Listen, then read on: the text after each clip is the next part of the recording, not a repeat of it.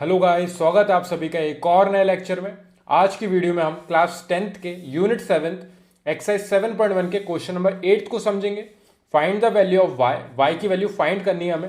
For which the distance between the points p and q, दो points given है हमें। p है हमारा 2,-3 एंड q है हमारा 10, y। इसी y की वैल्यू फाइंड करनी है और इन दोनों पॉइंट्स के बीच का डिस्टेंस है हमारा 10 यूनिट्स। यानी कि यहां पे जो हमारा PQ है वो है 10 यूनिट्स के इक्वल। तो इस PQ के डिस्टेंस में अगर हम डिस्टेंस फॉर्मूला यहां पे पुट करेंगे जिसमें हमारा y अननोन रहेगा और उसके इक्वल्स टू में हमारा 10 लिखेंगे हम, और उस इक्वेशन को सॉल्व करेंगे तो हम y की वैल्यू फाइंड कर लेंगे वहां से। ठीक है, वैल्यूज पुट करते हैं हम। PQ को फाइंड करने के लिए हमारा डिस्टेंस फॉर्मूला लगेगा। डिस्टेंस फॉर्मूला होता है हमारा x2 माइनस x1 का whole square plus y2 minus y1 का होल स्क्वायर अंडर रूट के अंदर। ये फॉर्मूला हम एक्सरसाइज 7.1 में सारे क्वेश्चंस में लगाते हुए आ रहे हैं। इसी डिस्टेंस फॉर्मूला की हेल्प से हम PQ को लिखेंगे यहाँ पे। PQ जो जिसके पॉइंट्स हैं हमारे 2,3 एंड 10, -3 हमारा यहाँ पे। तो हमारा 2 जो है वो हमारा x1 होगा, -3 है हमारा y1, 10 है हमारा x2 एंड y है हमारा y2। इन चारों वैल्यूज को हम ऊपर इस डिस्टेंस फॉर्मूले में जो हमने लिखा है उसमें हम वैल्यूज पुट करेंगे। यानी कि हमारा PQ जो है वो हमें 10 यूनिट्स गिवन है अभी। अब PQ की जगह पे हम अंडर रूट में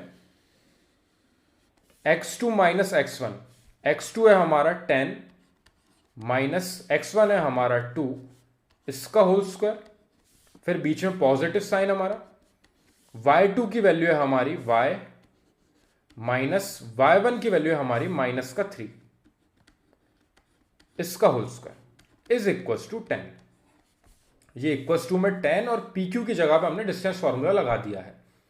x2 माइनस x1 जो हमारा 2 था, यहां पे y2 हमारा y है जो कि सेम हमने यहां लिखा, एंड y1 हमारा -3 है, और ये बीच में माइनस साइन हमारा फॉर्मूले में रहता है हमेशा से, इसलिए यहां पे दो नेगेटिव साइन हो गए हैं जो अगली स्टेप में हमारे माइनस और माइनस पॉजिटिव का 3 यहां पे बना देंगे। ठीक है, वो हम नेक्स्ट स्टेप में लिखते हैं। साथ में ये अंडर रूट जो है ये उस साइड जाएगा इक्वल्स टू के, तो वहां जाके 10 पे स्क्वायर चढ़ जाएगा। यानी कि यहां पे हमारा बचेगा 10 - 2, ये और सब्ट्रैक्ट कर देते हैं हम। 10 में से यहाँ पे 2 गए हमारे, यानी कि यहाँ पे बचेगा हमारा 8 का स्क्वायर, प्लस यहाँ पे हुआ हमारा y, और माइनस माइनस यहाँ पे हुआ +3 का होल स्क्वायर। ठीक है, y + 3 का होल स्क्वायर हुआ यहाँ पे, और ये 10 जो हमारा था इसके पास ये स्क्वायर रूट उस साइड आया तो यहाँ पे आके ये स्क्वायर चढ़ गया है। ठीक है, यानी कि 8 का स्क्वायर हमने यहाँ पे खोला 64 प्लस y + 3, यहाँ पे a + b के होल स्क्वायर की आइडेंटिटी खोलेगी जो कि होती है हमारी a² + b² प्लस का 2 × a × b। ठीक है, मैंने पूरी आइडेंटिटी को इस तरीके से लिख दिया। जिसको आइडेंटिटी नहीं है याद a + b के होल स्क्वायर की, वो होती है हमारी a² + b² प्लस का 2ab। ठीक है, अब a की जगह पे हमारा y है और b की जगह पे हमारा +3 है, तो हमने यहां पे वो सारी वैल्यूज रख दी हैं। इज इक्वल्स टू 10 का स्क्वायर हमारा हुआ 100। इस स्टेप में कोई गलती नहीं होगी, मतलब कोई दिक्कत नहीं होगी आपको, क्योंकि यहां पे बस मैंने सिर्फ स्क्वायर जहां जहां था वहां पे स्क्वायर खोला है। यहां पे आइडेंटिटी लगी और बाकी दोनों नंबर्स के हमने स्क्वायर कर दिए। अब इस 100 को भी इस साइड ले जाते हैं और सबको सब्ट्रैक्ट कर देते हैं जो भी हो रहा है। यानी कि यहां पे हुआ हमारा y², मैंने इसको आगे लिख लिया है, प्लस यहां पे 3 × 2 = 6y, इसको सेकेंड नंबर पे लिख लिया, और बाकी सारी न्यूमेरिकल वैल्यूज हम बाद में लिख लेते हैं। यानी कि प्लस का 64 और प्लस का 3 का स्क्वायर यहां पे हुआ 9 एंड माइनस का 100 इज इक्वल्स टू 0। मैंने y² और 6y को पहले लिख लिया, y वाले टर्म्स को, उसके बाद मैंने सारी न्यूमेरिकल वैल्यूज यहां पे लिख ली है। यानी कि हमारा हो गया है इक्वेशन y² + 6y माइनस का 27। ठीक है, यहां पे माइनस का 27 हो जाएगा। 64 और 9 हुए हमारे 73, इसको हमने 100 में सब्ट्रैक्ट करा तो हमारे 27 बचेंगे, इज इक्वल्स टू 0। क्लियर होगा मेरे हिसाब से, यहाँ पे कोई दिक्कत नहीं होगी किसी को। आप नॉर्मली साइड में सब्ट्रैक्ट करके देख लेना, अगर किसी को लग रहा है तो रफ वर्क में आप यहाँ पे सब्ट्रैक्ट कर लेना, दिमाग में करने की कोई जरूरत नहीं है। अब यहाँ पे हमारी आ चुकी है ये क्वाड्रेटिक इक्वेशन। यहां आके भी हमें एक और क्वाड्रेटिक इक्वेशन फॉर्म हुई है। हमने सिर्फ यहां पे वैल्यूज पुट करी थी, हमें नहीं पता था यहां पे क्वाड्रेटिक इक्वेशन बन जाएगी। क्वाड्रेटिक इक्वेशन को सॉल्व करना हमने सीखा है क्वाड्रेटिक इक्वेशन चैप्टर में। तो हम यहां पे या तो हम फैक्टराइजेशन मेथड लगा सकते हैं, या फिर कंप्लीटिंग द स्क्वायर लगा सकते हैं, या फिर हमारा फॉर्मूला मेथड लगा सकते हैं। जो भी आपको इजी लगे आप वो कर सकते हो। मैं यहां पे फैक्टराइजेशन मेथड के थ्रू करने वाला हूं, यानी कि वाई स्क्वायर के आगे कोई भी न्यूमेरिकल वैल्यू नहीं है, यानी कि 1 नेचुरली होता है। तो 1 into Y square plus 6y minus 27 is equal to 0। मैंने ऐसा क्यों लिखा है? क्योंकि हमारी सबसे पहली स्टेप होती है इन दोनों का प्रोडक्ट, क्योंकि हमारी इक्वेशन जो है वो हमारी होती है A Y square plus B Y plus C is equal to 0 के फॉर्मेट में, जिसमें हम ए और सी का सबसे पहले प्रोडक्ट करते हैं। तो यहां पे 1 और माइनस 27 का प्रोडक्ट होगा, जो कि आएगा हमारा माइनस का 27। इस माइनस के 27 को आप सर्कल बना के रखें, क्योंकि इसको हमें एक और जगह क्रॉस चेक करना है। माइनस 27 को यहां पे लिखने के बाद आप सिर्फ न्यूमेरिकल वैल्यू लिखना, माइनस का साइन अभी हम यहीं पे छोड़ रहे हैं।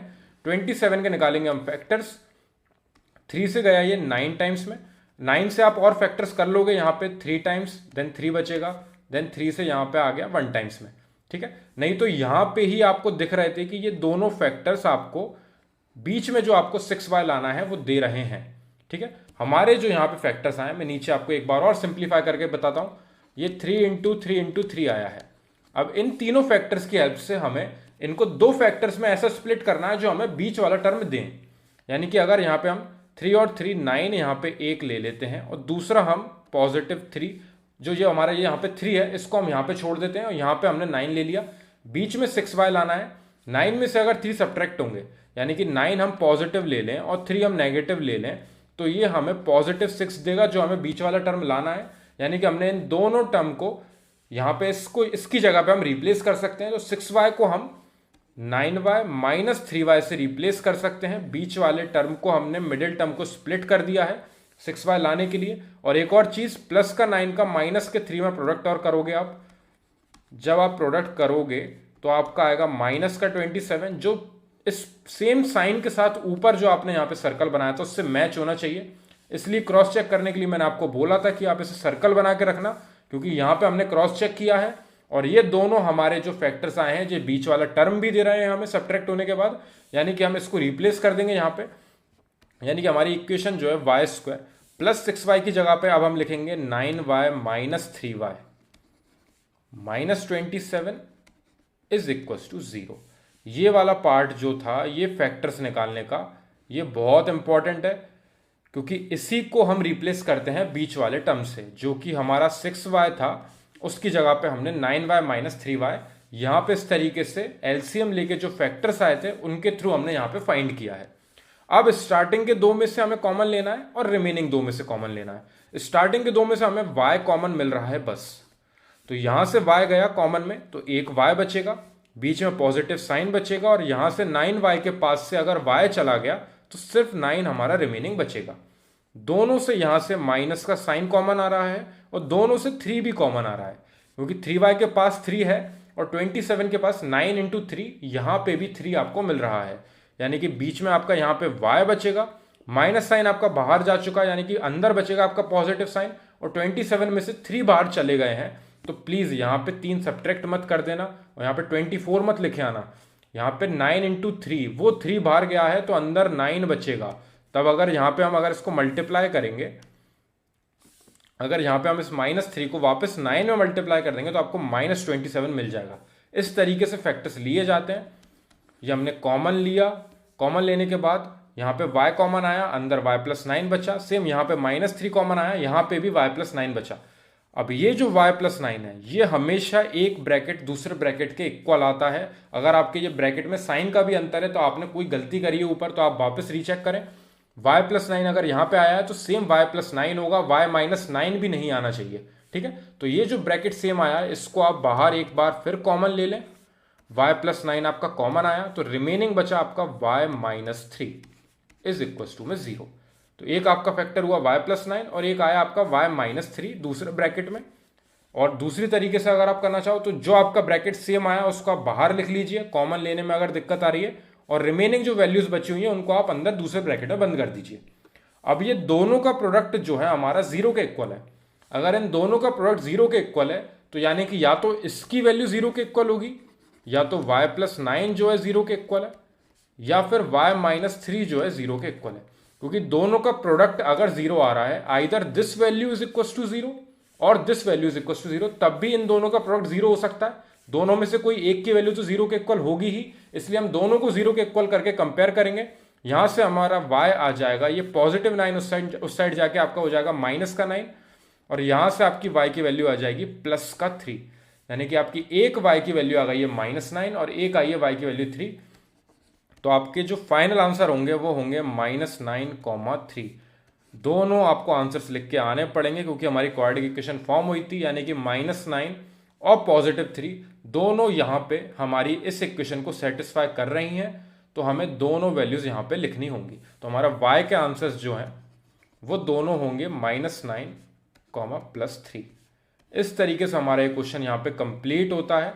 कोई भी डाउट हो अगर आपको इस पर्टिकुलर क्वेश्चन में, या फिर कोई भी क्वेश्चन आपकी एनसीईआरटी हो, चाहे आरडी हो, चाहे आपके सैम्पल पेपर्स हो, आप मेरे को कमेंट सेक्शन में डिस्क्राइब करना। हम उनको सॉल्व करेंगे आपके बोर्ड्स एग्जामिनेशन से पहले, और फिर हम नेक्स्ट वीडियो पे बढ़ेंगे। Thank you very much for watching this video.